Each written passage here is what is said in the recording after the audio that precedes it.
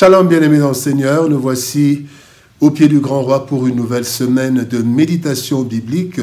Nous sommes le lundi 12 août 2024 et nous vous saluons au nom de notre Seigneur et Sauveur Jésus-Christ. Pour notre première méditation de la semaine, nous allons lire un texte dans les psaumes. Psaume 105, nous lirons le premier verset. Psaume 105, verset 1 nous dit, dans la version Louis II, « Louez l'Éternel, invoquez son nom, faites connaître parmi les peuples ses hauts faits. » Bible du Semeur nous dit, « Louez l'Éternel et faites appel à lui, publiez parmi les peuples ses hauts faits. » Parlons de l'Éternel. Parlons de l'Éternel, tel est le thème de notre méditation de ce lundi 12 août 2024. Bien-aimés dans le Seigneur, plusieurs bénéficient des bienfaits de Dieu, mais n'en parlent pas ou en parlent très peu. Pourtant, le Seigneur, lorsqu'il agit dans nos vies, ce n'est pas seulement pour nous faire du bien, mais aussi pour sa gloire et pour le bien des autres qui voient les actions de l'Éternel et viennent à lui pour bénéficier des mêmes faveurs et trouver le salut. C'est aussi cela le sens de « vous serez mes témoins ».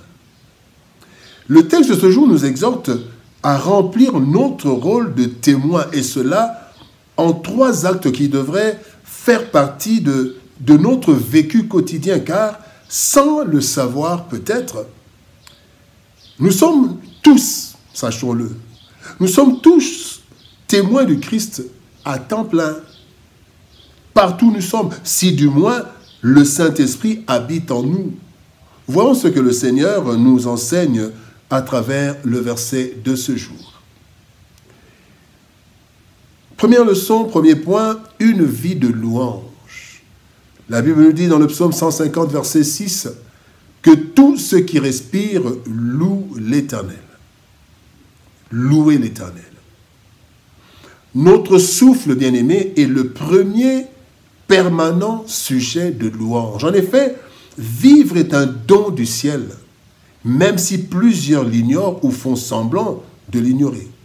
Le chrétien est le mieux placé pour louer l'Éternel en toutes circonstances, car rien ne vaut le souffle de vie, tel qu'il est écrit dans Ecclésiaste chapitre 9, verset 4, « Pour tous ceux qui vivent, il y a de l'espérance. » Malgré les dures réalités de la vie, bien-aimés, nous ne devons cesser de louer Dieu tant que nous vivons, tant que nous avons son souffle. Et cela, bien-aimés, pour 2 raisons particulièrement, par reconnaissance. Parce que nous savons que le souffle de vie vient de Dieu. Et l'homme le transmet depuis l'Éden.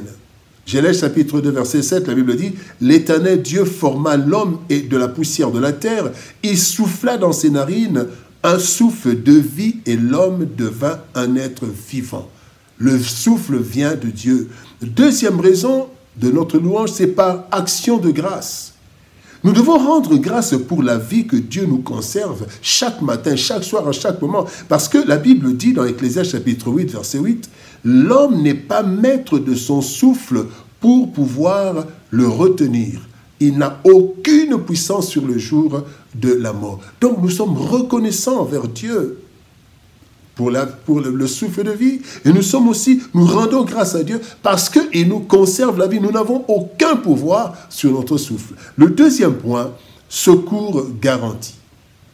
Hébreux chapitre 4, verset 16, la Bible dit, « Approchons-nous donc avec assurance du trône de la grâce afin d'obtenir miséricorde et de trouver grâce pour être secourus dans nos besoins. » Bien que notre souffle soit le plus grand sujet de louange, nous avons aussi d'autres sujets qui nous tiennent à cœur. Et Dieu veut que nous soyons heureux. C'est ainsi que sous la souveraine volonté de Dieu, nous devons recourir tout le temps au secours de Dieu, car c'est d'abord une disposition divine. Demander, l'invoquer, c'est une disposition divine. Quand il dit dans Matthieu chapitre 7, verset 7, « Demandez, vous sera donné. » Non seulement la demande, la requête L'intercession est une disposition divine, mais aussi c'est l'expression de la foi. Lorsque nous demandons cela, doit être une expression de foi, selon qu'il est écrit dans Hébreux, chapitre 11, verset 6, « Il faut que celui qui s'approche de Dieu croit que Dieu existe et qu'il est le rémunérateur de ceux qui le cherchent. » Donc quand nous approchons de Dieu, quand nous prions, bien-aimés, c'est une disposition divine. Dieu a mis à notre disposition la prière pour lui demander. Mais aussi, c'est une expression de notre foi. Quand nous demandons, bien-aimés, Dieu voit notre foi parce que nous croyons que celui en qui nous croyons est le rémunérateur de ceux qui le cherchent. Bien-aimés, sachons que de nos demandes conformes à Dieu, chacune de nos demandes conformes à Dieu est garantie d'exaucement. Car il ne s'agit pas de notre seule satisfaction quand nous sommes exaucés, mais aussi d'une stratégie d'évangélisation efficace. La Bible dit que l'évangile ne consiste pas en parole, mais en puissance. Bien-aimés. Et donc, les autres doivent voir qu'il y a des choses qui existent dans nos vies et nous devons demander au Seigneur, non seulement pour être satisfaits, mais pour que d'autres aussi voient et qu'ils viennent à Dieu. Troisième leçon, il est dit, publier les hauts faits. Bien aimé, le troisième point, c'est ne jamais se taire. Acte 4, 20 nous dit, car nous ne pouvons pas ne pas parler de ce que nous avons vu et entendu. Ce sont les disciples. Bien aimé, alors que les disciples étaient menacés par les chefs religieux, ils ont persisté dans la proclamation de la parole, car ils se sentaient incapables de se taire, puisqu'ils avaient vu et vécu des choses. Et ce qu'ils avaient vécu et vu constituait et constitue pour nous aujourd'hui un des preuves concrètes de l'action divine. Matthieu 11, 19 dit, mais la sagesse de Christ a été justifiée par ses œuvres. Même ceux qui voulaient douter de lui, mais quand ils ont vu les œuvres, bien-aimés. Deuxième chose, bien-aimés, c'est que quand nous avons été exaucés, c'est l'occasion d'une visitation divine pour les incrédules, afin qu'ils croient. 1 Pierre chapitre 2 verset 12, il dit « Il remarque vos bonnes œuvres et glorifie Dieu au jour où il les visitera. » Donc nous devons proclamer, nous devons dire ces choses pour que les gens sachent que Dieu fait de grandes choses dans nos vies.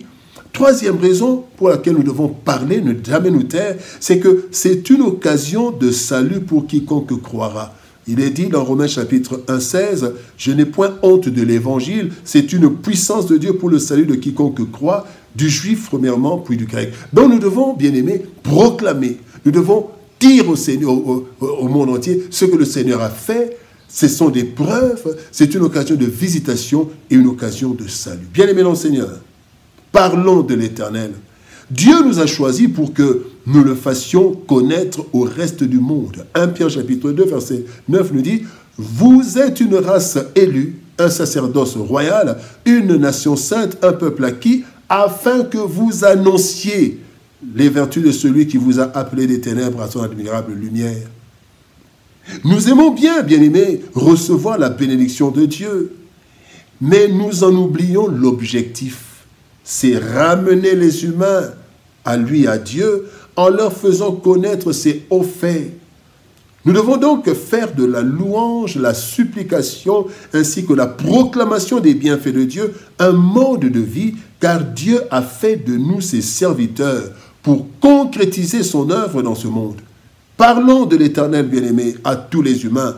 Parlons de ses hauts faits. Nous serons ainsi de véritables témoins fidèles.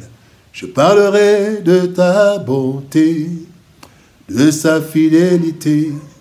Je dirai tout haut, tout haut, tout haut, ce que Dieu a fait pour moi.